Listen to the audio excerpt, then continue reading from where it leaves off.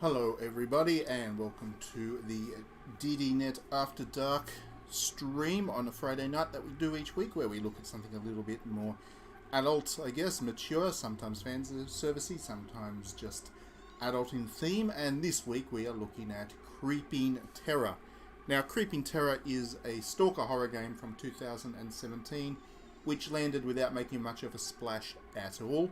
It was a 3DS release, and then they ported the 3DS game to PC and didn't actually do anything to optimize it, so you're actually going to see two screens like the 3DS, just like it's an emulation of that, and that's basically it. That's the game was kind of very low budget and certainly didn't turn heads, especially on PC where the optimization is not ideal, but the game itself is really good, and I am a big fan of this one.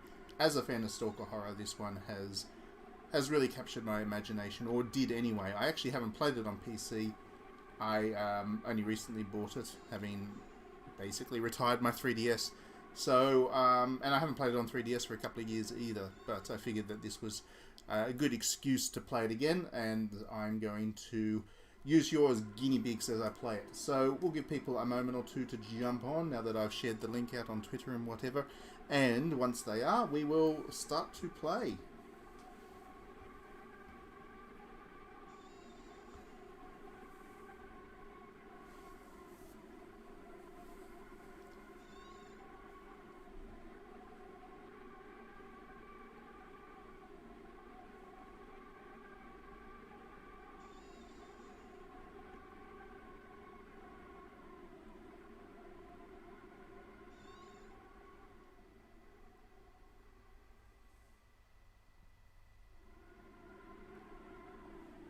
Hello Dithyram, welcome to the stream. By interesting, I hope you mean interesting in a good way.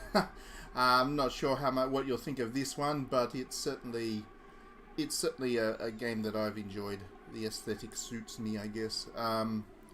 It's very kind of it's definitely inspired by B-tier horror stalker stuff like Friday the 13th and whatnot, from the 80s and 90s. That's really where the game comes from, and it captures that aesthetic and tone quite well, I feel. And it's a 2D stalker horror, so a little bit like the Coma that we've been playing the last couple of weeks, only not. And it's by a developer or publisher called Sushi Typhoon, which is a very small developer publisher. I'm not sure if they're even around anymore.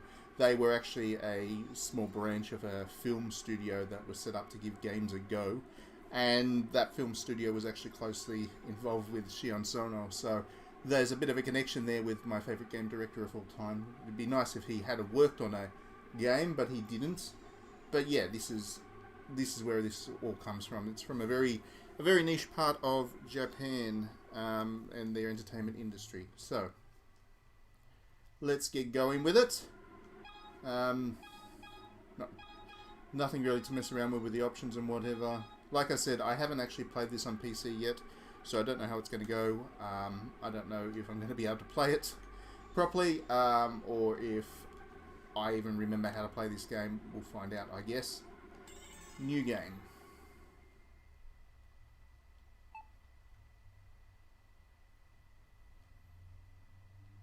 Hello, as you can see, I am currently standing in front of the mansion that has been the subject of many rumours. Specifically, the mysterious monster sightings. This place is supposed to be abandoned. Hello, Britta, and welcome to the stream. You haven't even heard of this one? I didn't think so. I thought a lot of people might not have actually heard of this game before. It's a tiny little 3DS game that was ported to PC. It's by Sushi Typhoon, which was a nice little grindhouse game developer. I don't know if the it's a publisher, not a developer. I don't know if the publisher's still around. They haven't produced anything since the Vita and 3DS, but this one is one that has always stuck in my memory as something that I wanted to play again anyway. Specifically, the monster sightings. This place is supposed to be abandoned. Who or what is it really in this abandoned place? Alright, good. Now turn towards the camera once. Would you hurry your butt up, Bob? Come on.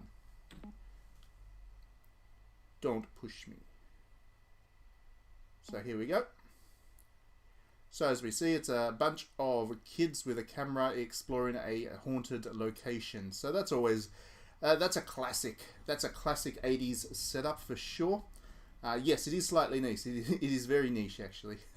I wanted to have some footage of this game on my YouTube as a statement of record anyway, so I figured that this was a good excuse to do it.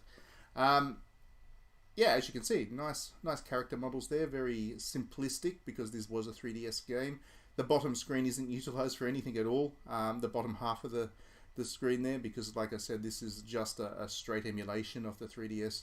So yeah, that bottom screen on the 3DS console wasn't used for anything from memory. Maybe a map, possibly, but yeah, all the action is taking place in the top half of the screen on PC. So you can see why this thing didn't sell particularly well on PC. You would have had to have probably played it on the 3DS and wanted to continue playing it on a different device to actually think to pick this up.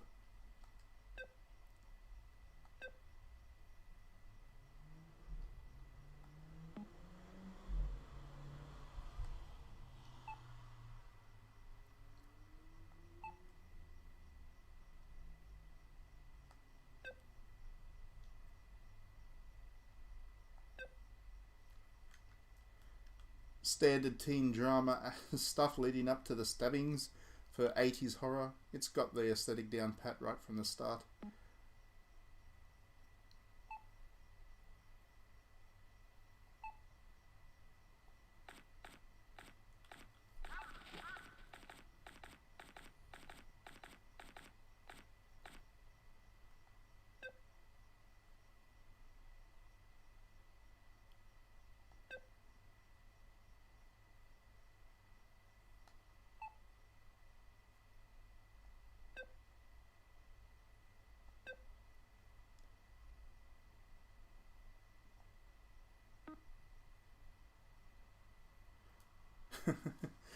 By the way, why is Arisa the only one wearing a uniform?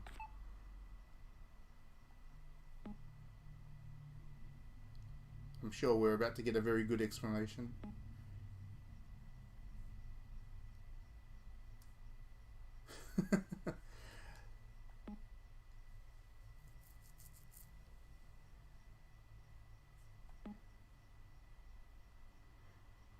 So, literal fan service in this case.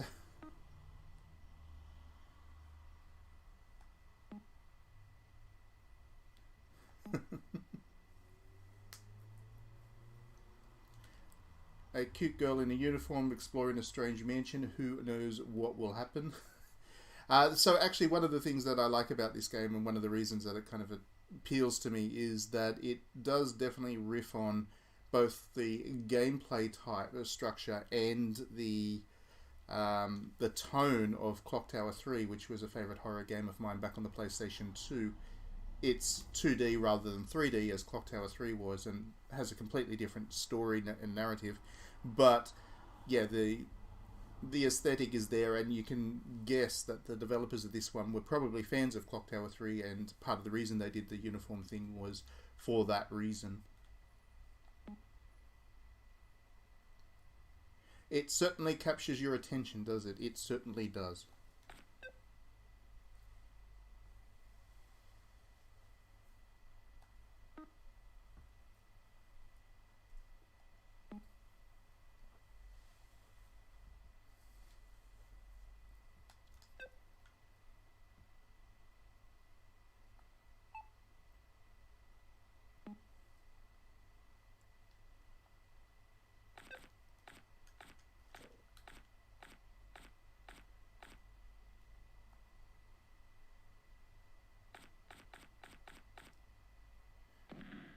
And now we're in the spooky mansion.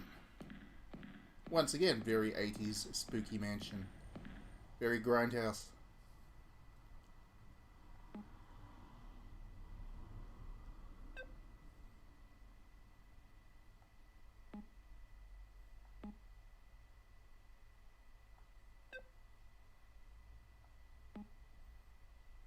What a jerk.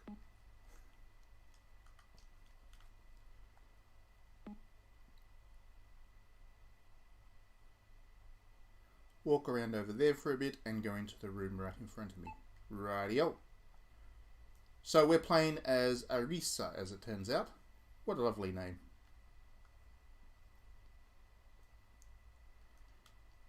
Okay.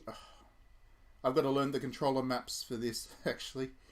I'm going to need that run button, so I wonder what that is. So... I found the run button. Okay, excellent. So here we are. I'm running around. I wonder if I can just leave. Nope. I always like the horror games, especially the older ones, that have you entering a house or mansion or some other kind of building or location with an exit, and then what happens when you try to leave that exit. I'll never forget the time that I played Resident Evil 1 for the first time and decided that I was just going to walk out the door after walking into the mansion at the very start, and a bunch of zombie dogs came charging in to attack me. I like when they have some kind of reason for not being able to exit. In this case, we're playing as a bunch of kids that that want to shoot a video, so of course you can't just leave, and you can't leave all your classmates alone. Be careful, it's dark around here.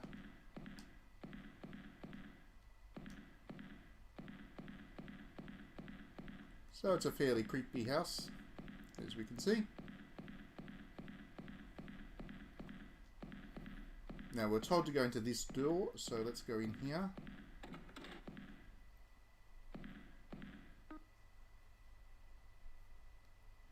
This place is huge. Who in the world could have lived here? Oops, make a noise.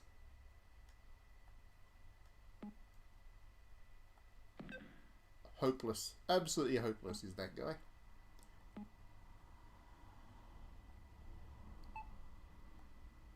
Okay, so let's...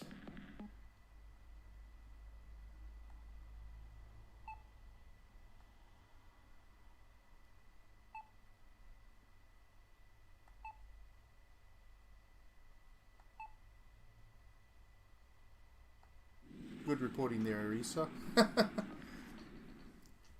Very amateur. You can just imagine what this YouTube channel would be like. Probably better than mine, though.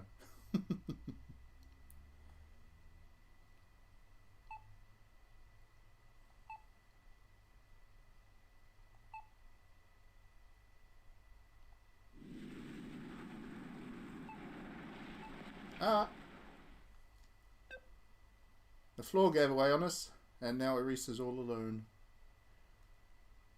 That too is very horror.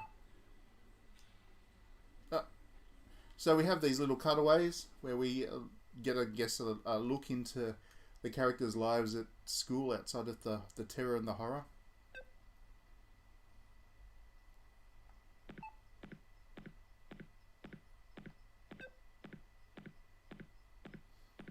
And as we discover, Arisa is actually a Japanese character. So this game must be set in America or some other Western nation, I would imagine.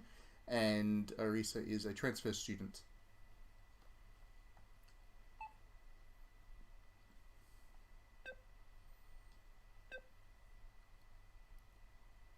And 2 girls, 1 volleyball court. I like the look of that. That was a nice bit of art that I saw on your Twitter feed today, so thank you for sharing that. Oh yeah, my brother sent us a message about that place you mentioned earlier, so...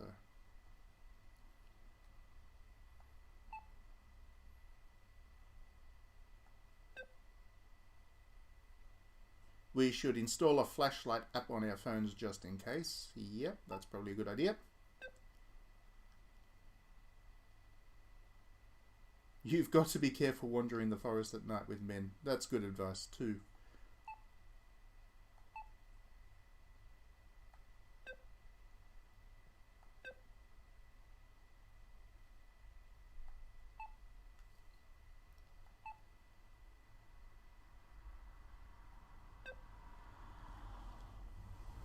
So there's a bit of cultural exchange. They're both figuring out that people get scared both here, wherever here is, and in Japan.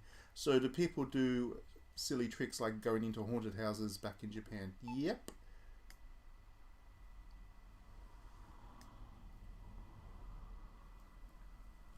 Abandoned schools are good for that in Japan.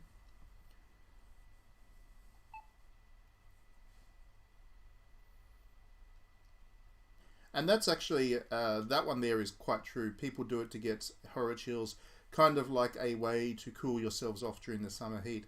One of the things that's really fascinating about Japan, which I always love, is in the summer season, and I end up going to Japan a lot in summer because that tends to be where Tokyo Game Show is held during the summer seasons, or right at the end of summer going into autumn. And haunted houses are a really popular thing in Japan during summer. Properly designed haunted houses, and people go there because it does give them that kind of chill. And the whole Yurei ghost tradition also arose from that. It was kind of like a mental way of escaping the blistering heat of the Japanese summer. So actually, the ghost story tradition in that country, not entirely, but significantly arose from the weather, the climate, which is a little bit different, I think, to the way that the West looks at horror, and the way that horror traditions developed in the West. It wasn't so much a cooling mechanism for our people. It was more, I guess, a morality thing, wasn't it? Like horror was always a way of scaring people into behaving in a certain way. So yeah, a very different approach and history to the way that horror developed in these different places in the world. And that manifests today in the different way that the Japanese do their horror stories compared to the West. Anyway, bit of trivia there for you.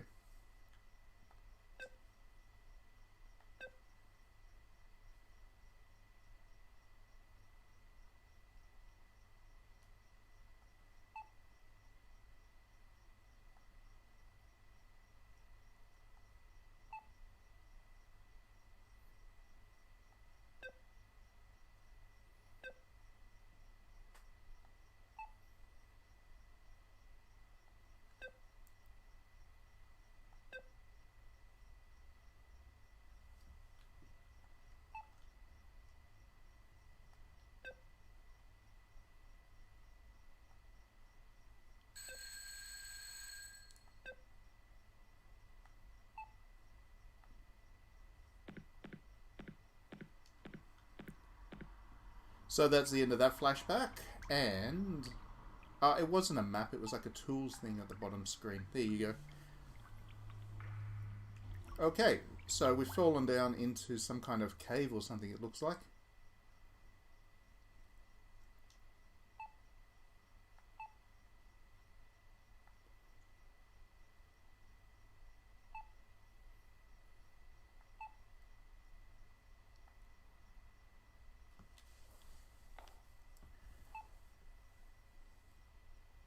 One of the good things about this game is that it doesn't take long for it to get going. It certainly doesn't. It's not interested in being overly wordy about things, and it's not too long a game. I think it's only a couple of hours long from memory, so it's definitely not a big time commitment.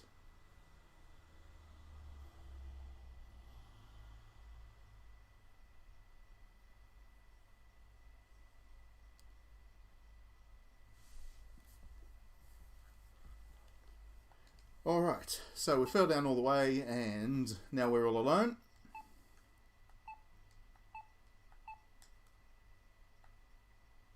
Nothing.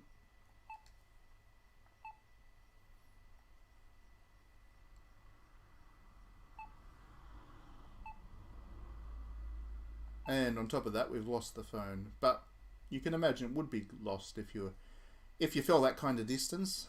That's not surprising. So we just need to find it now. Flashing icon. All very vintage horror. Yep, we found our phone. There we go.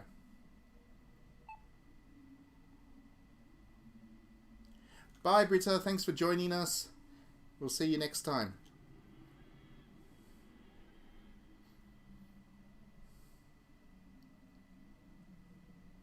I think reception's going to be dead. Yep, no signal. Entirely predictable. Yeah, I can imagine that it would be with this particular setup. So yeah, do let us know what you think about it once you've had a chance to watch the stream on replay.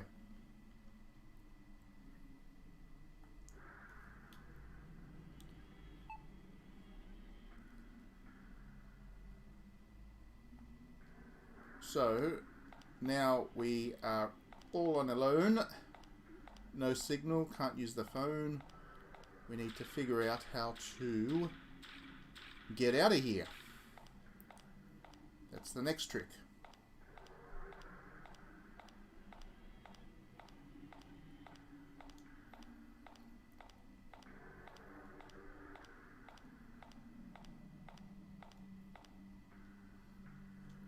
I could have possibly run there, but running uses up energy and stuff, as I do. Oh, hang on, no, it doesn't use up energy. You can trip and fall, that's right.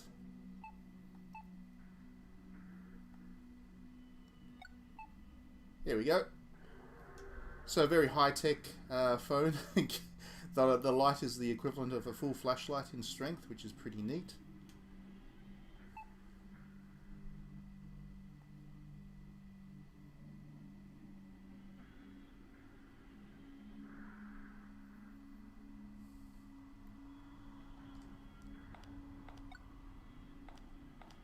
So you can turn it on and off. There's a battery icon, as you can see in the bottom right of the screen. If the battery runs out, it's pretty hard to make your way around. So you don't want to use the phone unless you have to.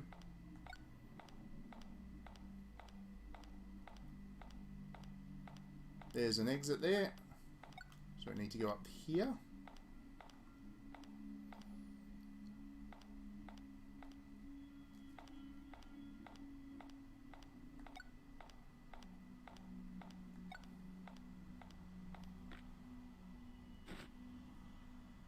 And Arisa is nice and agile. She might not walk very fast, but she can climb a cliff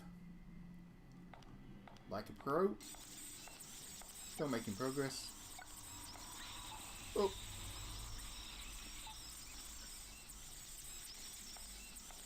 That being the bats.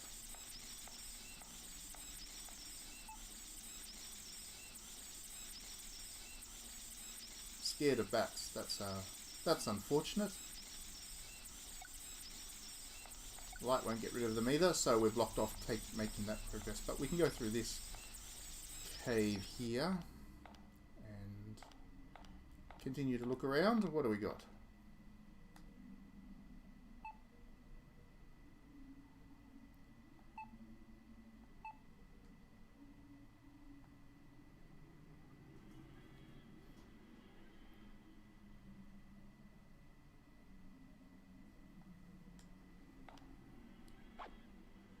Well, that wasn't very good. We can pick up rocks here. And that's our tool sets. There's our map. We can see where we need to go from here. So I reckon... Oh, that's ominous.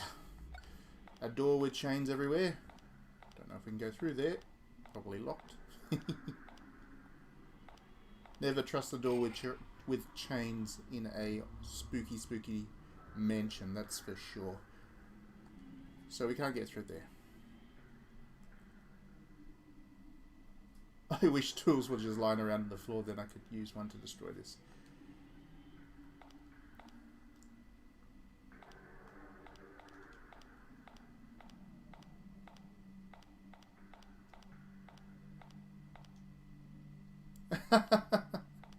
Deadly Premonition. I very nearly played that today, but I figured that Deadly Premonition has this opening chapter, which is really just characters talking to one another, that goes on for about 45 minutes, and yeah, you don't get into the action for hours after that, even on top of that, so it doesn't make for a very stream-friendly game, but I do like Deadly Premonition. Frame rate issues and all, I do still like it a lot.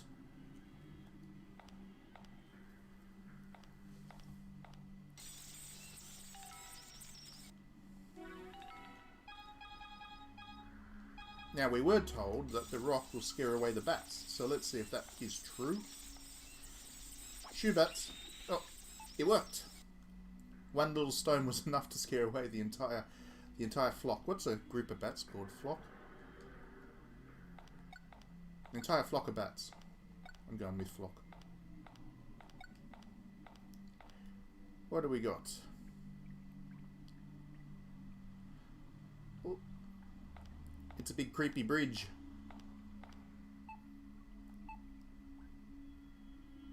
Yeah, this is a big cave system under the mansion. Maybe it's Batman. Maybe it's Batman's cave and mansion. Maybe that's what the monster is that's chasing us. It's Batman.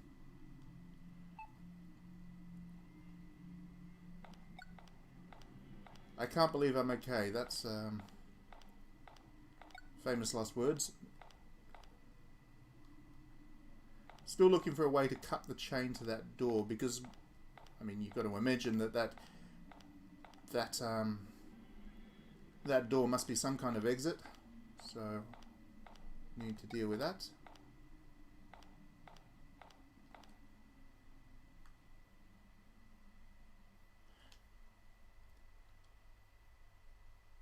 So if you got your flashlight on, you can see the little rock that I just walked past and not trip over it. But if the flashlight's off, I will fall over it, which you can imagine if I'm being stalked or being hunted by an enemy at that point in time. There we go. See, tripping over them. If I'm being chased, then that delay is enough for the enemy to catch me sometimes.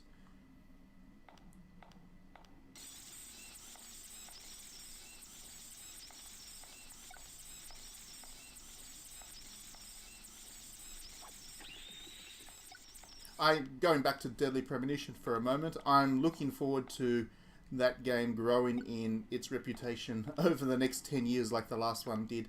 So by the time they actually release it on PC and whatever, it becomes a mega hit. That's definitely going to happen. That's just the way it's going to be with that game. Because that is how Deadly Premonition goes. Wire cutters. There we go. We've got our wire cutters now. That's what we needed.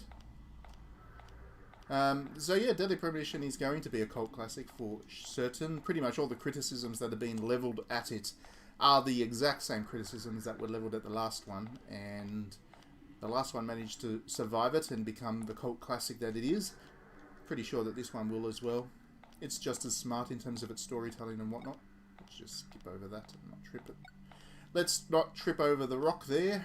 Let's pick ourselves up another stone just in case we need one. You never know. You never know when a stone will help you.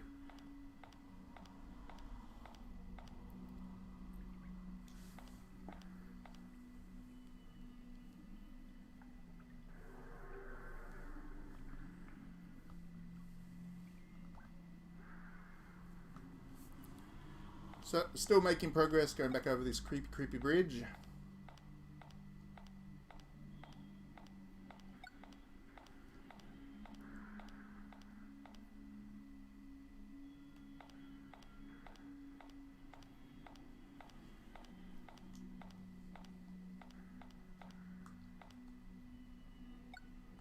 Didn't mean to do that. We want to go through here. That's where the door was, and once we are through here, we will be able to... I didn't check this room across here, I don't think. Maybe nothing here. Let's just check. Yeah, nothing of interest at that point. That's fine. That's just a dead end. So only thing left to do is to go into here. I'll stop turning the light on. I don't need it right now.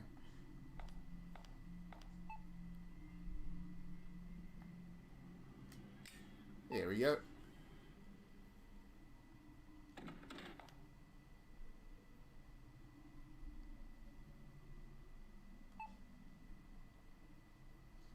So the caves have become a mine shaft. This is a this is one very complex under mansion thing. They've got a mine shaft underneath a mansion. That's pretty cool.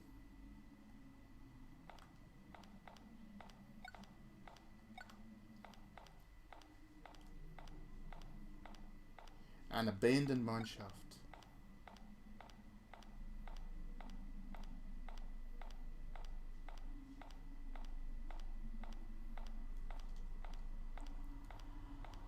More rocks if I need them, and something to trip over.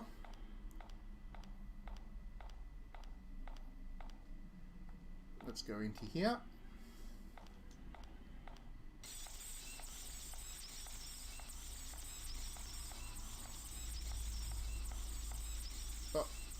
Go away. There we go. Bats be gone. Let's see what we got through here. Oh, maybe something we can pick up here. A charger. There we go. So if our if our battery runs down for some reason in the middle of the cave system, there is a charger for us to use. At the moment, we've got plenty of battery though. Don't need to worry about that charger just yet. Pick up. Oh dear, I just wasted the charger. Pressed the wrong thing. Stupid me. I just wasted the charger.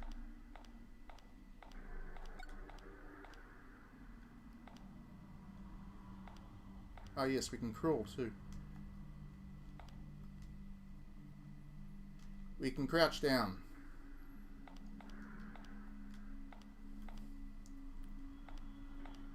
When we need to hide. I don't know if my controller setup's just wonky, but I actually press up to crouch down and down to stand back up again. I can't be bothered trying to fix that, but I'll need to remember that. That's inverted controls in an action game never work well for me. So a couple of different options here for the shaft that we can go down to. Or we can just go through here. Let's go through here. Nope. Nothing that we want there. I think that's actually the way to go forward. I can't remember this game at all. It's been quite a few years since I played it. Here we go. Maybe something.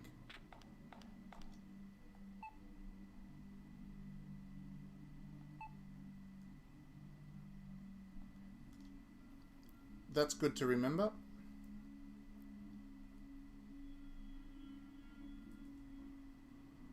So, if we see an enemy, we need to hide. There we go. That's a Stalker horror classic mechanic, I guess. Every Stalker horror needs to have hiding spots. And again, it was all very Clock Tower 3 in tone, so that's why I found this game so attractive to start with. That's what got me really invested in it, and I really enjoy it. So, what else we got here?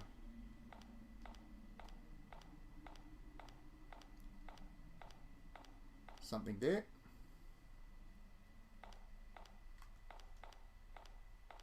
We found some candy bars or something. I'm pretty sure that restores health if we get injured, so... It's a little bit like the Coma 2. The Coma 2, if you got injured, you eat a candy bar and you get your health back. It's something about cute girls liking candy to restore their health. Seems to be a genre thing. Okay. So we can go downstairs, we can go upstairs.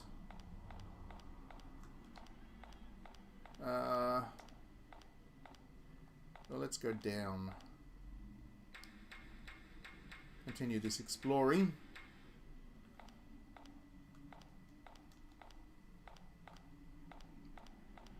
Nothing there.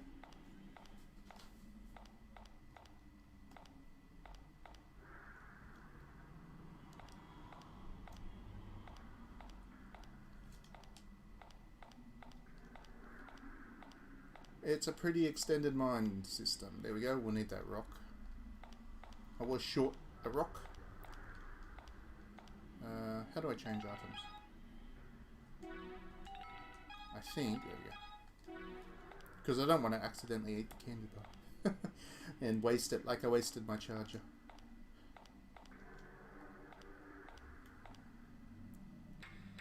A good horror game always limits your resources, and then if you waste them, you're meant to feel good and stupid. I can't remember if this game was particularly difficult in terms of its resource management, which means it probably wasn't. If it was a hard game, I would remember that, but there's another box I can hide under. That's useful to know.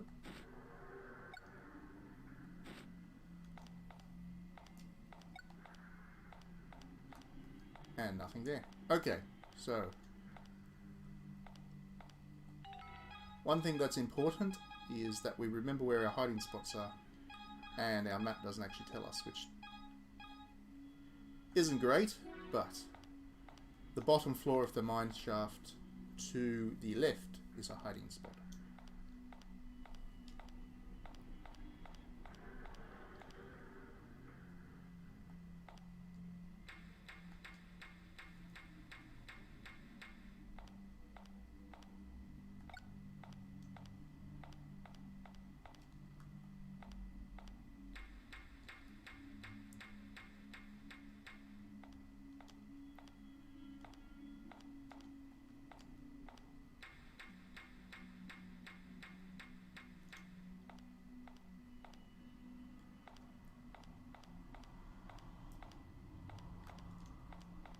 Nothing that way, okay.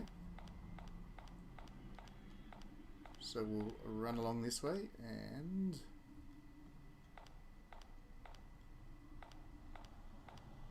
Ooh, pink mist. Always be scared of the pink mist. That's always a frightening moment. You know something's coming when you see pink mist. Here we go. What's ahead? I hear something up ahead.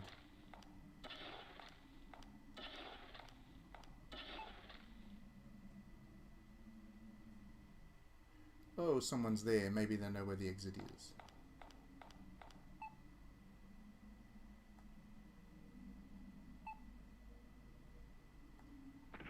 Oh!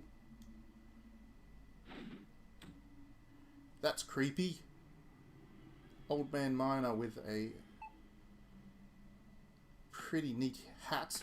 And, he's going to chase us now, I think.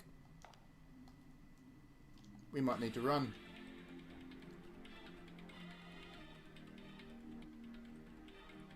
So, while you can run without worrying about your health decreasing, your stamina, whatever they want to call it, while you're not being chased, when you are being chased, you've got limited amounts of stamina. So we need to make the most of that and get the heck out of here. Uh-oh. And we got caught. Go away.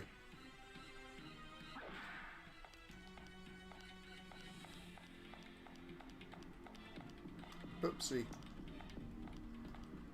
I overshot.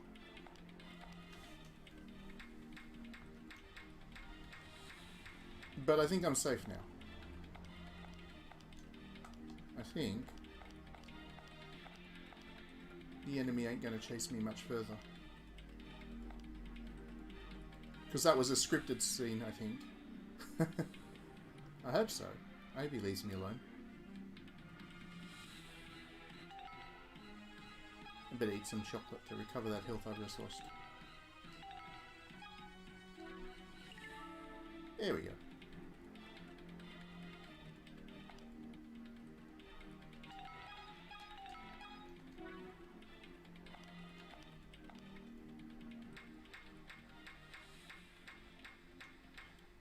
I think I still need to hide, just because this is a scripted sequence. I think.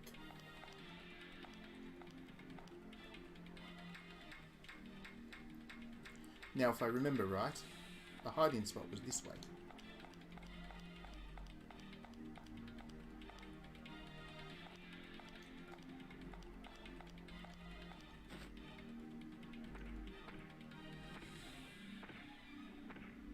There he is. So that was just a scripted sequence. But what happens now is he actually shows up at random. And when he does, you've got to run like crazy.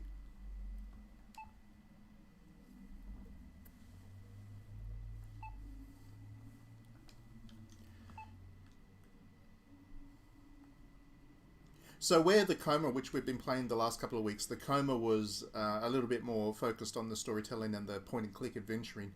This one is definitely more focused on the running and hiding side of things, of the genre. So yeah, he does show up at random. Sometimes it's quite annoying moments, to be honest. And there was only one exit. We have to go back to where we came from. or where we first met the guy. But he's pretty impressively designed monster, if you ask me. I quite like the enemy design in this game. That guy is sufficiently B-grade horror from the era of Jason Voorhees and Michael Myers and whatever. He really fits in with that mold. In fact, I think there is like a Prospector horror genre series from the 80s, which is forgotten now. I don't think anybody remembers what it was called. I don't. But there was an enemy that looked like the Stalker in that series was very much like that guy. Okay, so he wasn't there this time. We can progress on. See what we can see.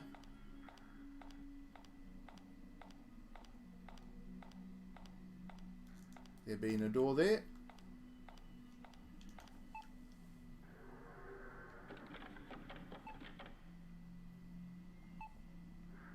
And it's locked. Of course it is. So on the map there, we need to find the... Oops! Tripped over a stone there. You can see with the speed that the enemy guys move, if you trip over a rock like that, it's pretty much game over. So we're now looking for a key for that door. Let's go this way.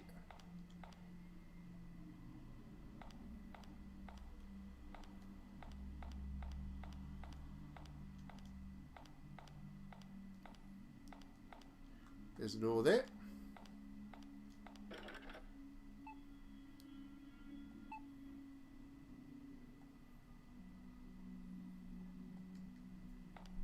Okay, so that one's locked with a combination lock.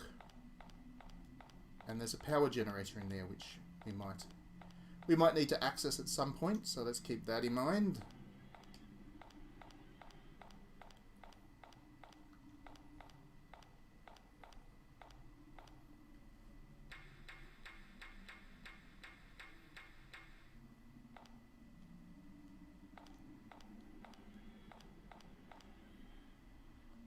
What do we get if we go this way?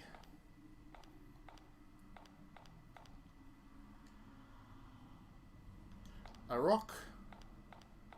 Don't know if we need a second rock, but we've got one. I guess you can never have too many rocks. I'm not sure if you can actually throw those rocks at the stalkers when they show up. If you can, then that makes the rocks much more useful.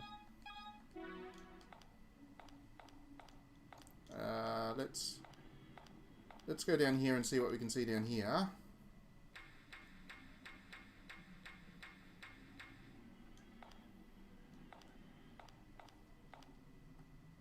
What do we got? Oh, good. A charger.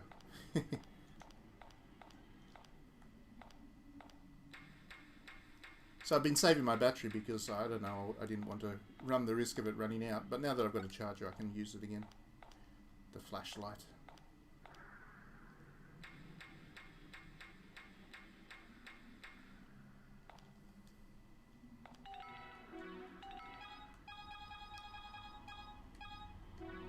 Okay, so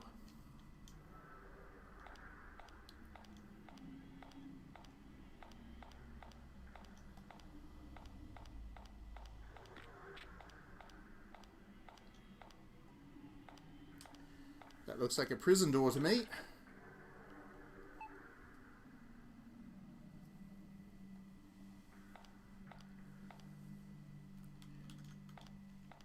I'm kind of hoping the stalker doesn't show up because I've got nowhere to hide right now. Oh.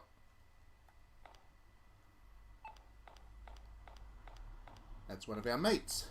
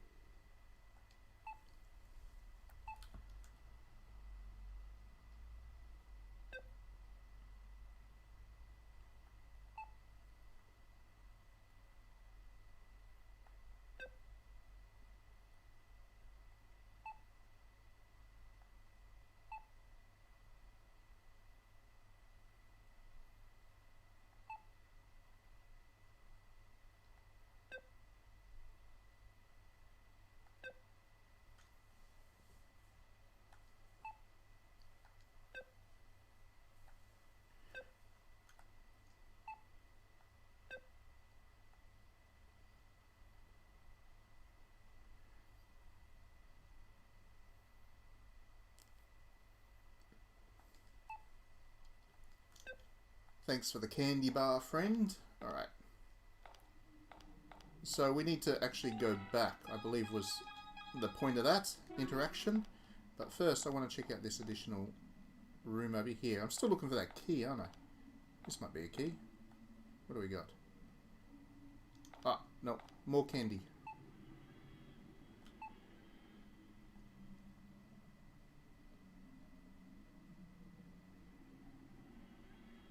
Yeah, we don't want to be jumping down there. Yeah, let's not. Okay. So I've got to go back to that room.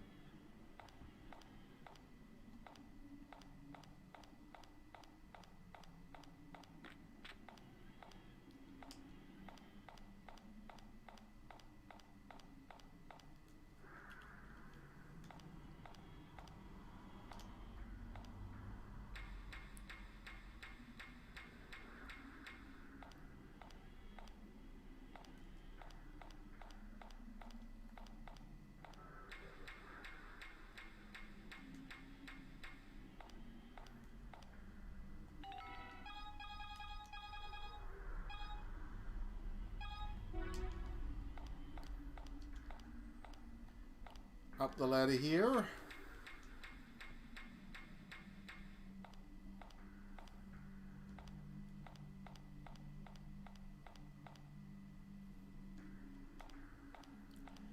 So with any luck, that door is now open.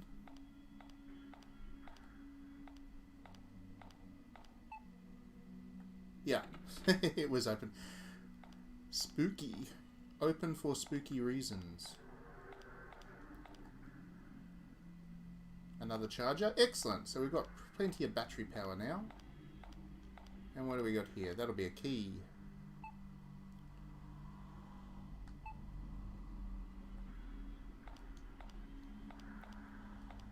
Okay. So now we need to go back to where Emily was. Uh-oh. Our buddy's come and found us. Excellent.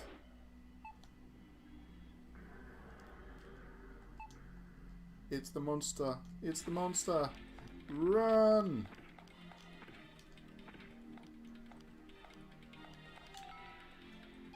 I pull up the map so I can actually see what I'm doing.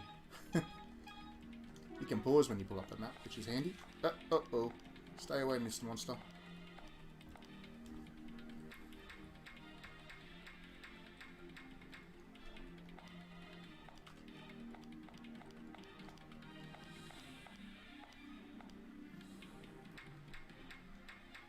Now, there wasn't any hiding spots around, but I think if I can get back to Emily, I'm actually safe in this instance. I think. Pretty sure.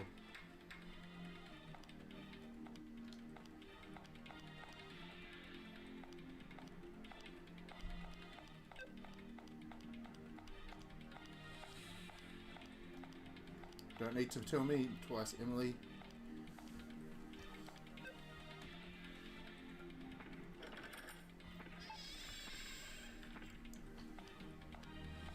Whew. Just in time.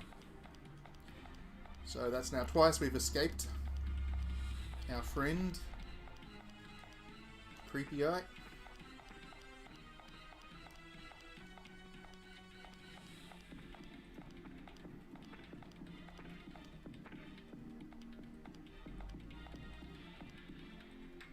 Or have we? That's the question.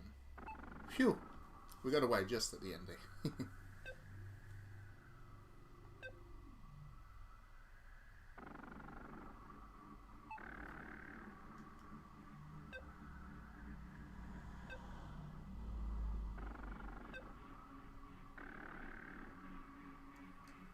We should get somewhere safe before more weird things come for us again.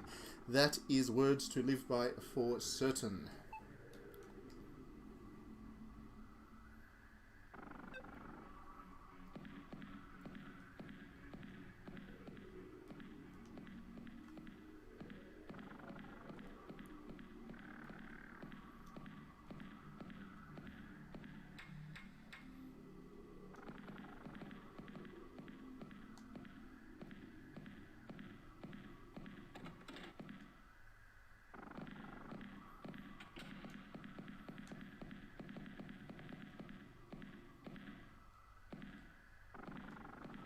I guess we need to follow her there. So we're back in the building now, which is nice. We escaped that horrible, horrible place. What's this? A chapel. In a mansion. I do wonder. So this is a safe place. Yes, the power of God will protect you.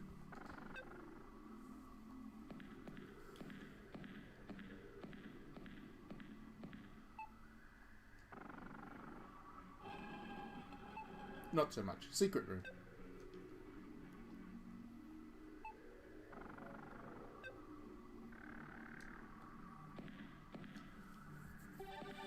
Not sure I trust her when she says she found it by accident, but this does look like a safe spot, which is nice.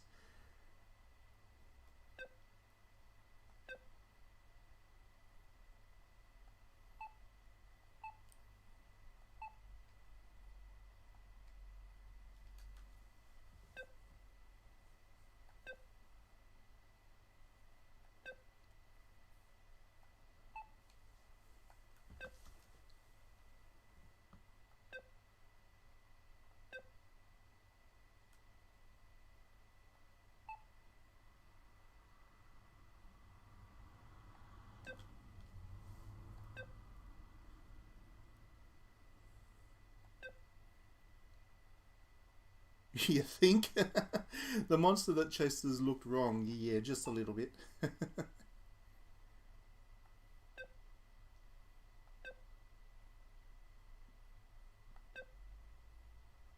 We better run away every time we see it. Yeah, thank you for stating the obvious there, Emily. You're a great pal.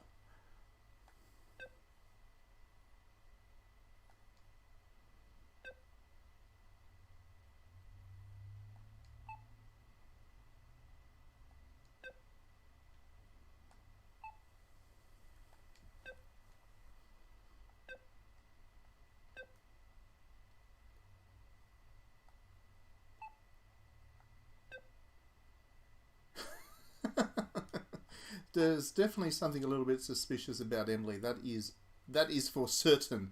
I'm not sure I trust her. Or she's just a complete airhead. One or the other.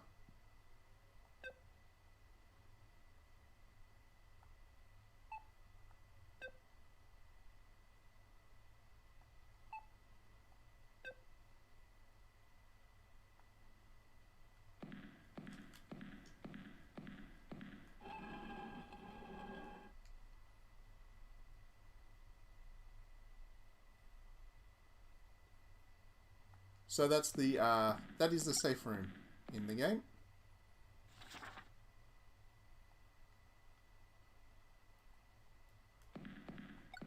As with most horror games, there's that kind of journal experience, or the notes that you can pick up along the way.